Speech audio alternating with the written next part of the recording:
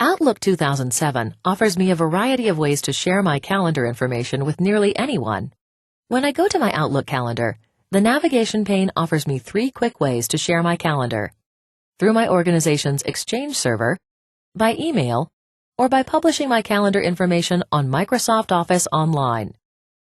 Because my company uses Exchange server for our email and calendaring, that's always my best option for sharing my calendar within the company.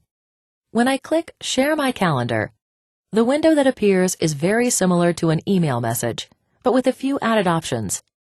I'm going to be closely working with Nate on a 6-month project, and I want him to be able to see my calendar. In the To box, I add his name. The subject box is already filled in, but I could change this if I wanted. The Allow Recipient to View Your Calendar checkbox sets the permissions on my calendar so Nate can see my calendar. I want to see Nate's calendar as well. I'll select the Request Permission to View Recipient's Calendar checkbox. When Nate receives this message, he'll know I want access to his calendar and can easily grant the request right from the message. I can add text to the body just like any other email message. I then click Send. I confirm I want to share my calendar, and then I'm done. If I were Nate, here's what I'd see. There's the calendar sharing request. In the reading pane, click Allow, and then Yes. Back in my mailbox, when Nate responds, I receive a message that lets me know that Nate approved my request to access this calendar.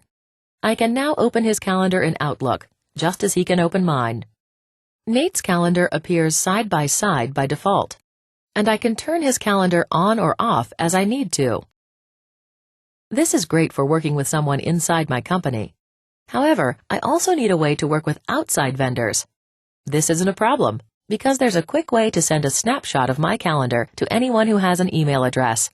Now my vendors will know when I'm available. In the navigation pane, I click Send a Calendar via Email.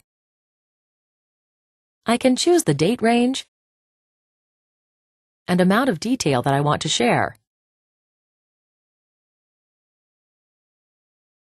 The calendar is attached to a new email message as an Internet Calendar Sharing File, or .ics file. In the message body, there's also a visual representation of my calendar. The attachment allows the recipients who are using Outlook to open the attachment and view my calendar. If someone doesn't have Outlook, that person can see my calendar information in the message body. All I need to do now is enter any recipients in the To box, and then when I click Send, I'm done. There's a third way I can share a copy of my calendar. It will even stay current with any updates I make. Best of all, it's easy and free with the calendar service on Office Online. In the navigation pane, I click Publish My Calendar. I see a similar dialog box as before that gives me control of what and how much information gets shared with other people.